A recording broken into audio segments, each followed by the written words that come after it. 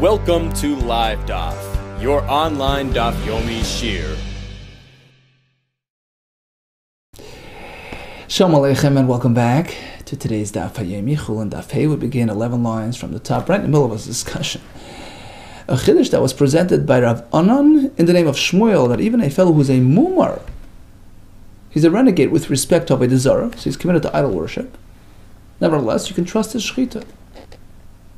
So despite the fact that he's engaged in such severe issues of Avodah Zarah, which we're going to see later is equated to the entire Torah, we don't consider him as one who rejects the entire Torah. You can trust him in matters that he's not known to be suspect of. And later the Gemara actually will oppose this shita and bring a raya otherwise. But at this point, in the meantime, we have this chiddush, and we're going to try to prove from the story of Yeshua to interacted with Achav, who we know is an idol worshiper of Russia. So we had a discussion yesterday, we proved from there. But now the Gemara is going to bring another raya from Eliyahu Navi. Leima Mesiele, perhaps we can support this contention based on a story of Eliyahu Navi, who was hiding in a cave, who was hiding out from Achav actually, and guess what? He was supplied his food from none other than Achav's kitchen in a miraculous way. And the reason why the Gemara seeks another raya after we have already brought a raya was because we had all kinds of questions and it was a little bit unclear. So now we're going to try to bring a more solid, substantial raya. Right? Let me say lechem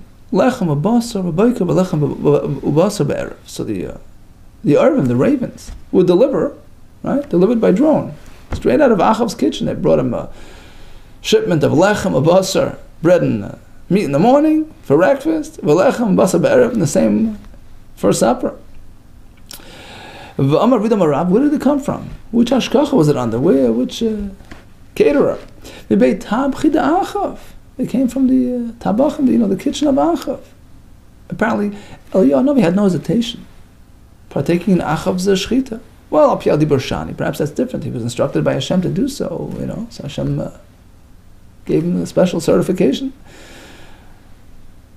But who's to say that typically we rely on the shechita of a mumar? Okay, once on this topic, let's just try to translate. What does the Ervim mean? So we assume Ervim means actual birds. My Ervim. Amar Avina, birds. Ervim mamash, 2 ravens. Amalei Rav Ada bar Menume, who says, Vidilma, maybe that was the name of the delivery man. Vidilma Trei Gari, perhaps there were 2 men, Dahavi Shemayu Ervim, whose name was Erv, right? So Ervim are 2 Ervs. Who says it was delivered by bird? And we find such a name. Milok Siv don't we have a pasuk in Shoftim by Yargus Oirev, they killed Oirev. Betzur Oirev Esev. Clearly there are people named Oirev. Amar Leis, Ravina says, well, how likely is it to have 2 people with such unique names, in the same frame? Amar Leis Ramai, is it likely to encounter Milsa, a situation in the Taravayu have a Shmayu Ervin, 2 people with the same unusual name? Rather, we're talking about an Oirev and another Oirev who served as delivery boys. Says the Gemara, no, maybe it's just the name of their town. They were humans. V'dilmal Shema Kaiman. Maybe, like we had in the previous pasuk, it says Tzur Oirev. Right? The name of the place was Tzur Oirev. So perhaps these people were called Oirev on account of their city. They are people from Oirev, right? So you can have 2 people from the same city. Nothing unusual about it. Milok Siv, don't we have a pasuk where a person attributes to the city, Va'aram Yatzu Gedudim, Vayishbu Be'eretz Yisrael, they took hostage, Na'ara, an adolescent, Ktana, a minor. Now, how old was she? Older or younger? Kashim had a question. Here we're calling her older, Karila Nara, we call her a Nara, which is adolescent. And then, Vikarila Ktana, we call her a Ktana. How old is she? Vamar Pedas, she was really a Ktana. The Min, she hailed from the town of Nairan, the Min Nairan. That's why they call her Nara, from Nairan. Erevim also, perhaps their names were Chatzkel Bero, but they came from the town of Erev. Imkain, if so, Erevim, just to make it clear and to contrast it with birds, it should have said Erevim with two yuds, that they came from Erev. Otherwise, it sounds like two birds, which we assume it was. Okay, now comes an additional attempt at providing support to Rav Anan Amar Shmuel's Chiddush, that even a murmur, Laved Zara, can be trusted with Shchita. Leima Maseyeli. Hakol Sheichten, right? This is the Bryce we had yesterday. 3 parts to the Bryce, right? Hakol Sheichten, Afilu Kuti, even a Kuti, it's number 1. Number 2, Afilu Arel, fellow without a bris. Number 3, Afilu Yisrael Murmur. Let's analyze this. What's the middle case in Arel?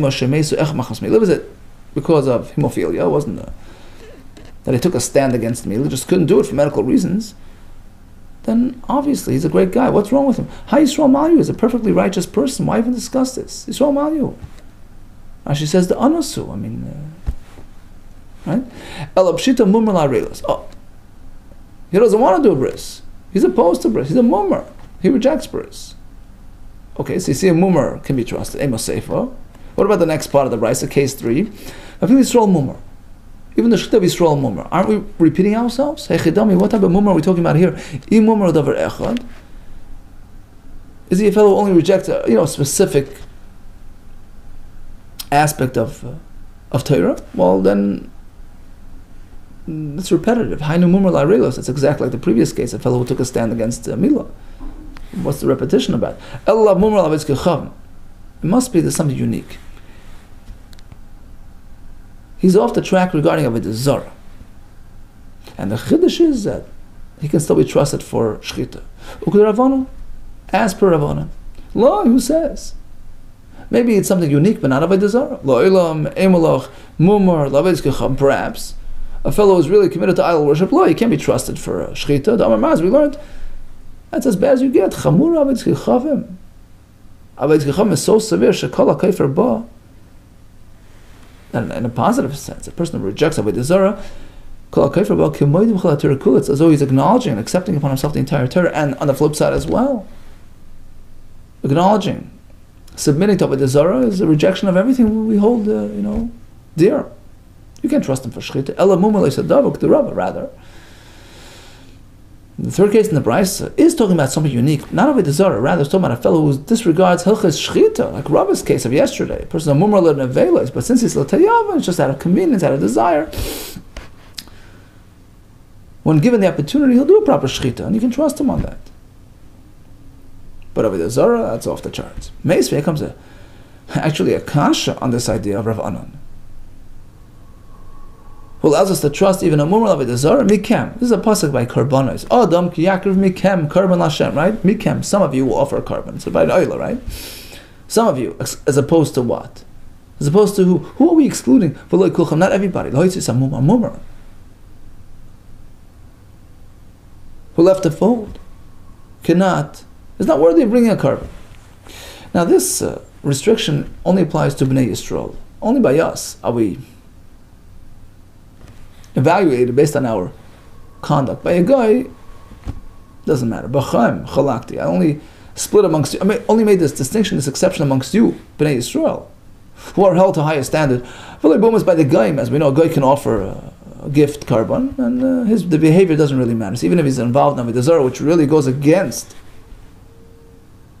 their obligations as well, a guy is meant to be adherent to, meant to reject Avodah Zarah. It's one of these Sheva mitzvahs, but still we don't hold him accountable. That's not relevant. The pasuk continues, Mina behema. So literally it means from the animals which will be offered. Mina behema, what darshni means lohitzi b'nei adam. It refers to the owner of the carbon as well. We're not going to allow b'nei adam people shedoimim behem in their behavior. They conduct themselves like behemoths. Mikan amru. So based on this pasuk we learn. First of all, mekablan karbonis and pashi Yisrael. You could accept a carbon from a sinner, even a malicious sinner, amazing, intentional sinners. Why? We don't want them to feel rejected. To encourage them to come back. So we accept their karbonis. Except chutz min mumar. Except a person who's a mumar. Now, it seems to be contradictory. Here we say we do accept from a mumar, and then we say we don't. We're going to deal with that in a minute. He won't analyze the brisa and resolve everything. So a mummer is out. A fellow who's menasach pours wine to Avodah Zarah, and a person who desecrates Shabbos in public. Okay, now let's just go back and analyze the brisa case by case. Hugav Akash, the brisa seems to be inherently difficult to understand. We start with the pasuk, which excludes a mummer. Amarta, you start Amart mikem v'loikuch, not everybody. Lo yitzit excluded some mummer, and then you come back and say, yeah, we can accept them to do kiruv. V'odatani mekablan karbanos b'pash Yisrael. You could. So is it yes or no? Akash answers like this. Depends what level mummer we're talking about. The Reisha, the first part of the brisa, which excludes the mummer, mummer chal Torah kula, is a fellow who is totally off the track with respect to the entire Torah. Mitzvah, however, the next case is speaking mummer davar echad. He has a problem with one, mitzvah, whatever. But otherwise, he's okay. So he's not so far gone. We accept his karbanis. But now let's move on to the next part of the brisa, which seems to be contradictory again. Amos Sefer. Let's move on. Chutz min mummer, except from my mummer. The mummer's out again. How do you define the word mummer in this clause? Hi mummer chidami. What type of level of mummer are we talking about? Is it a fellow who rejects the entire Torah?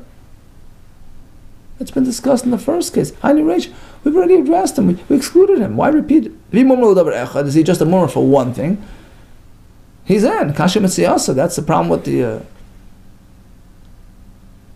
That's going to contradict the middle of the brisa, which says you can accept it. Elalav, it must be that the brisa here is highlighting and elaborating on that second case, that mummer davar echad is okay, provided that davar echad does not entail something related to Avodah Zarah, something which touches the core of our beliefs, the fundamentals of Yiddishkeit, like Avodah Zarah, and likewise Shabbos, which is a testament to our belief in Hashem creating the world. If he skips that, he's out. El Lauchikam, around the brisa means like this. Chutz min mummer. So although a mummer davar echad is accepted, but we have exceptions as well. Exceptions to the exception. Chutz min mummer l'nasach sayayin u'chal Shabbos v'hesya. And Rashi explains in the second to the last line. He says, why is Shabbos so critical? He says, According to this Tana, Shabbos is equated to Avodah Zarah in this regard. Why? And a person who worships Avodah Zarah is rejecting Hashem. Likewise, a Machal Shabbos, why are we keeping Shabbos? Why are we resting on Shabbos? That's an edus. It's a testament to the fact that Hashem created the world in 7 days and rested on the seventh, right?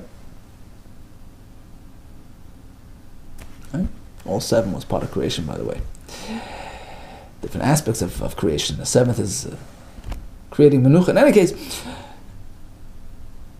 he doesn't keep the Shabbos, he's rejecting the whole concept of Hashem being involved in creating the world. That's like Avodah Zarah. So back to the Gemara. Alma. So what do we see from here? That they're equated. Mumar, isn't just another transgression. It's critical. It's vital. Have a mumar l'chater kula. If he rejects that, he's off the charts for everything, including shchita v'tiyufta. The Rav Anan tiyufta. This is a refutation of Rav Anan's chiddush. Here we learn that a mumar l'Avodah Zarah is different than a mumar l'mila, let's say, who can be trusted for shchita. He can't. Okay. Once on this topic of excluding a mumar, here comes a question of this idea, Mahacha Nafka, is learned from these psukim of Mikem and all that. Mahasam Nafka, we have a different pasuk to exclude a mumar from bringing a carbon. We have the pasuk by Chatas. We switched to Haman base. So the pasuk there is speaking about a fellow bringing a Chatas. Me'amar, it's from the people. Only some can bring, not everybody. Prat l'mumar, mumar can't bring a Chatas. So there you go. There's another source for this idea. Before we go back to this point, we'll just finish the brisa. Reb Shimon ben Yesi Aimer. I have another source. Reb Shimon. Ashaloi asena b'shgaga v'ashem. Again, this is the pasuk by the Chatos. He was involved in something he shouldn't have done. Ashaloi asena, not meant to be done. V'ashem, so he sinned. And the pasuk continues. Oy hoida elav chatos, and then he became aware. Oops, what did I do? So he brings a carbon.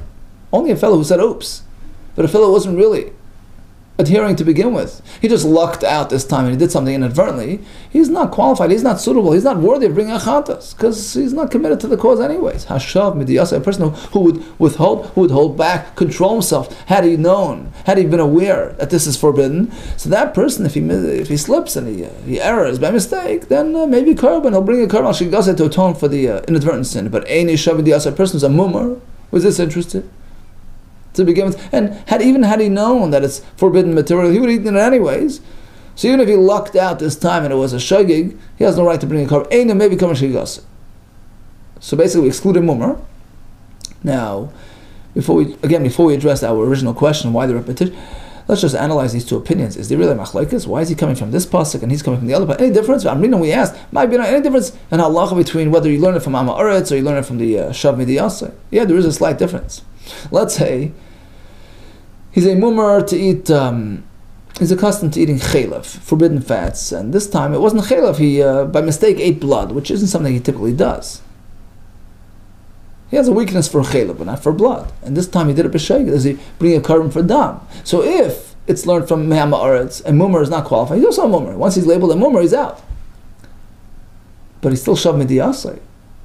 Had he known that it was dam, he would have refrained. So he's worthy of bringing a korban the dam. That's the machlekes. The question is, what's the difference between these two respective opinions and these respective sources? Mumar lechel chaylev. He's known to eat chaylev. And this time he wants to bring a korban for inadvertently eating blood, which he typically doesn't do. That's the difference. Okay, fine, so we settled that. But the question still stands. We have the pasuk on Aleph, Mikem, Lo Yitzei Samumar, now we have new psukim. What's the point of repetition? The answer is Chada b'chatas, v'chada b'oila, different karbanis. Earlier we spoke about oila, which a mumar cannot bring. So you can't bring that gift, and here we're talking about a chatas, which is meant to address a sin, to atone for a chet, that he can't bring either. But tzrichi, and there's a need to discuss both, exclude him from both.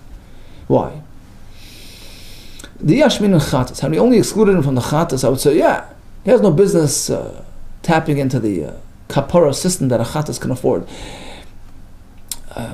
Mishum del kaparahu, it's meant for kapara, and he's not deserving of kapara, because he's an habitual sinner. But earlier when we spoke about a gift, it's just a gift. Perhaps that he can do, we can accept that. On the other hand, we only discussed rejecting from the oila mishum lav chiyuvu. Quite the opposite. It's not something which is obligated to bring, so why would we take a gift? Rashi says, Zevach Rishayim Ta'eva, he's not a righteous person, he's not worthy of giving a gift.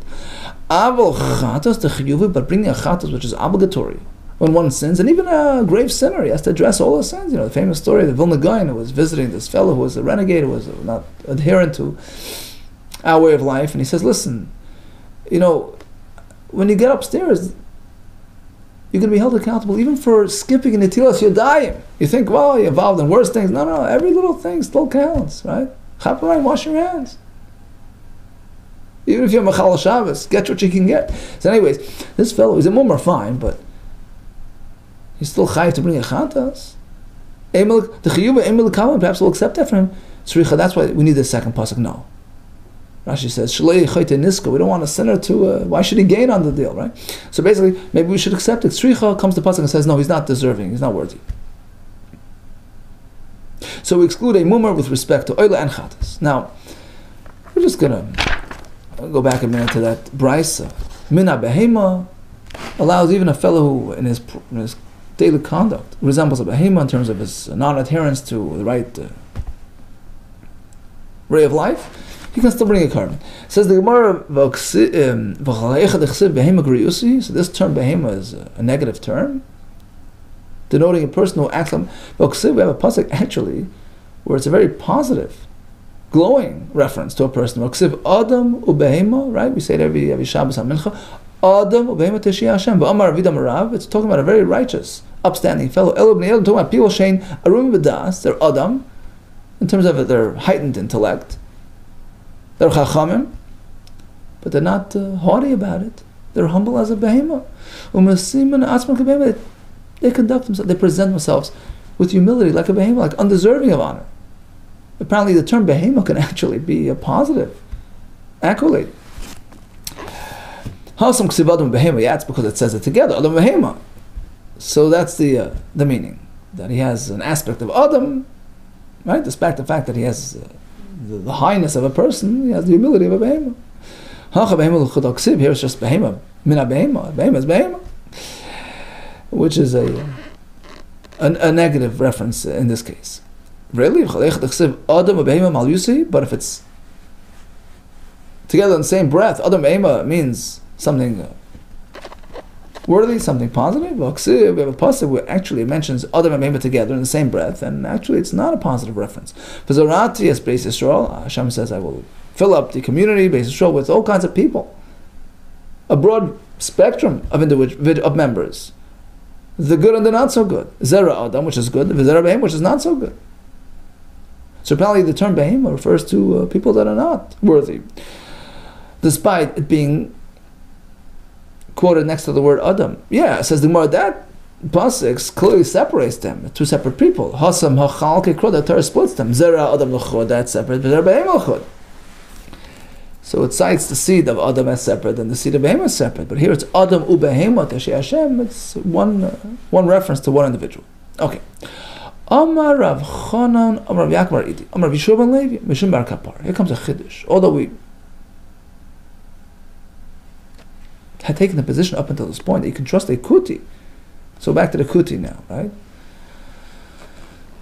That kuti community, which was imported by Shlam Nassar into Shemron, they experienced some sort of conversion, which up until this point in the Gemara we assume to be valid, and they were treated as valid Bnei Yisrael, in which case you can trust their shechita.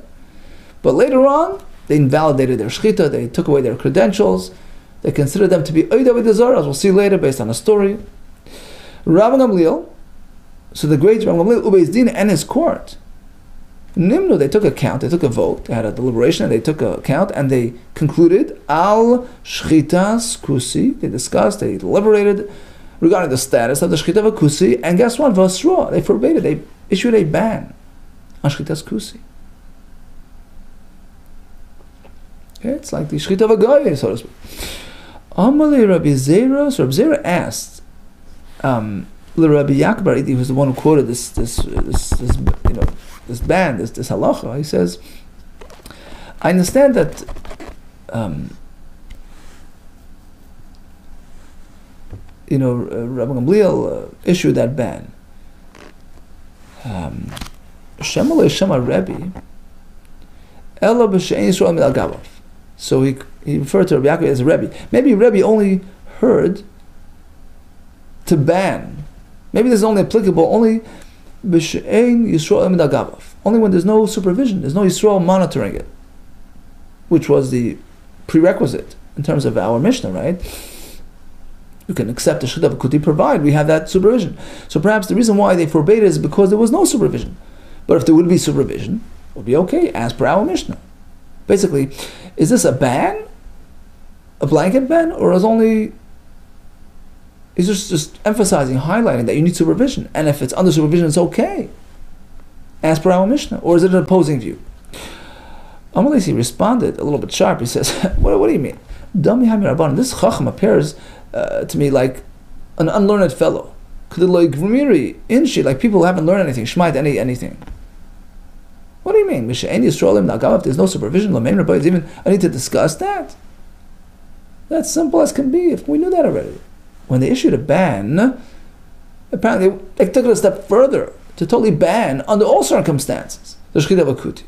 So that was his position. The question is, did Reb Zera accept this position, that there's a brand new ban, or did he stick with his interpretation that there really is no brand new ban? Technically, Shechita of a Kuti is mutter, provided there is supervision, as per our Mishnah.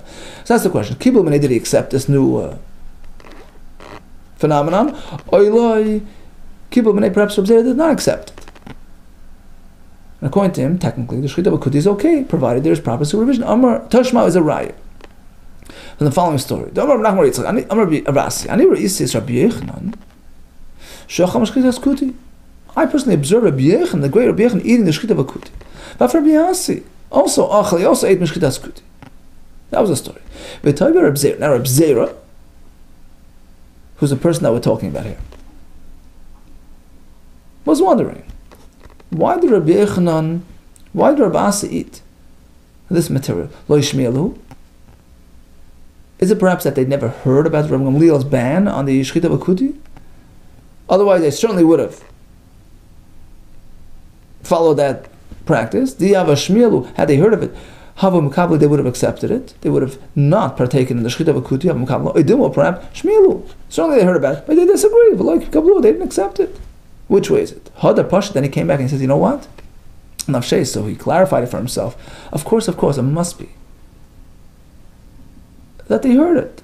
They knew about it, but they opposed it. They disagreed. Mistaver, it makes sense. The Shmiel of L'Kibbutz, they heard about it, they opposed it. Meaning, although Rav Gamliel and his Bezdin banned, they disagreed. At that point, they didn't agree that Kutim are considered, because if you would entertain the other option that they did, simply were unaware of this new ban, but had they have known, they would have gone along with it. So it turns out that they inadvertently ate forbidden material, which is unlikely for a tzaddik. Unlikely that a tzaddik, Hashem would allow a tzaddik to fall into such a pitfall. V'yav shmilu, right? Because if you take the other approach that they didn't hear about it, v'yav shmilu, had they heard about it, Havam Kabli, they would have accepted, they would have agreed. How could you say that? Heichem mistaya, Milsa, how could it happen? How could Hashem allow it, so to speak? Lamech l'sur, that a tzaddik should eat something forbidden. Hashta be'emdun shal tzaddikim. Look, even an animal belonging to a tzaddik. The famous story of Rabbi Pinchas ben Yair's donkey, which is coming up in a couple of days. We'll wait for that. He wouldn't eat non-kosher material. Hashem wouldn't allow even an animal belonging to a tzaddik. Possessions of a tzaddik, had the kedusha of a tzaddik, even they're protected from pitfall. Of course, wouldn't you agree that even that certainly a tzaddik himself, of course they wouldn't be allowed to fall into such a transgression. So why did they eat? Apparently because they disagreed. They heard about it, but they disagreed with the ban. Okay, we move on to Vavam and Aleph. What pertains to us is like this. Who's talking here? It's Reb Zera. This will prove to us what Reb Zera's personal position was.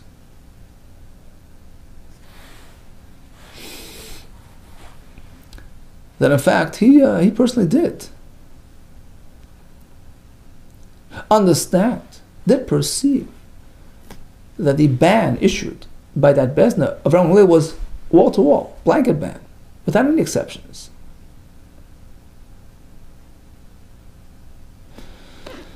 Rather than only in a case where there's no supervision. Because otherwise he could have just easily explained why Rabbi Yechon ate the meat, because there was supervision. Apparently that's not a factor anymore, because there's a blanket ban issued by the Bezdin, which Rabbi Yechon apparently opposed. Fine, but there's no in between. If you're going to say, Lo Kiblu B'nei Reb Zera never accepted this version. He didn't accept it from Rabbi Yaakov Reidi. It's just a matter of supervision or no supervision. So he could have just resolved this issue of Rabbi Yechon eating by saying, look, it all depends if there's hashgacha, that's all. Technically the shechita is okay, you need hashgacha. Kan Yisrael al Gabav. Rabbi Yechon ate because there was Yisrael monitoring it. Kan Yisrael al Gabav. Rabbi Gamliel is talking about when there's no Yisrael standing there. Ella, this proves to us. Shmamina, we learn from here. Kibbul minei shmamina, that in fact he did accept that version, that the Bezdin of Rabbi Gamliel banned it entirely, without any exceptions. I'm going to get to that later because they were the Zara. So it's like a shechita of a guy. It's a non-starter. It's like a dead animal. So how do you explain? How do you reconcile Rabbi Yechon eating? Must be that he opposed it at this point. He didn't submit to this ban. Okay, we started with a chiddush of Rav Anan Amar Shmuel. Mumar, even like the Zara, can serve you meat. But the Gemara later had a tiyut from Brisa to refute that chiddush, because Mumar like the Zara is like Mumar to the entire Torah, unsuitable to do shechita. We spoke about the mumar not bringing a carbon oila or chatas, only if he's a full mumar, but if it's just a local mumar, a mumar davar echad, you can still accept it, provided we're not speaking about fundamentals like Avodah Zarah and Shabbos, etc. We spoke about the great men who are still humble. We spoke about the new chiddush that Rabbi Gamliel and his Bezdin enacted a ban to disqualify any shechita of any kuti, irrespective of whether there was monitoring. That's based on an incident, which we'll discuss tomorrow. All the best to you, and Hatzlacha.